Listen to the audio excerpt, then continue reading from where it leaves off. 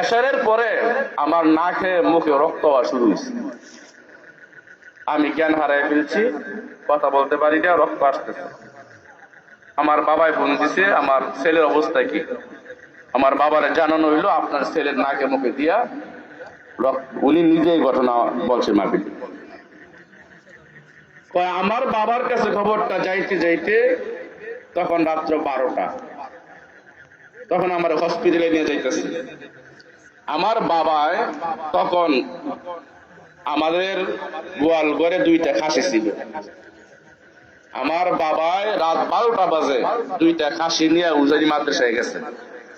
যাইতে যাইতে রাত 1টা বাজে। কয়টা বাজে?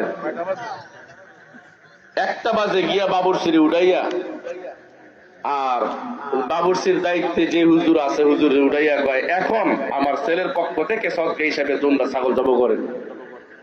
কয় সকালে জব করবো? কয় না এখন। আপনারা জিনিসটা বুঝছেন, খেয়াল করে। ওয়াজ বেশি লাগে না, রাখতে পারলে 2টা ইশারে। কয় হুজুর এখন জব করবেন, আপনাদেরকে আমি পুরস্কৃত করবো। আপনারা যে ঘুম থেকে উঠছেন কষ্ট করবেন, জব করে ধুয়ে দেন, সকালে লইেন। আমার বাবার নামে আমার ছেলের নামে এখন জব করেন। রাত 1টা বাজে 2টা খাসি জব করছে মাওলানা ফেশন সাহেবের পক্ষ থেকে সদকা হিসাবে।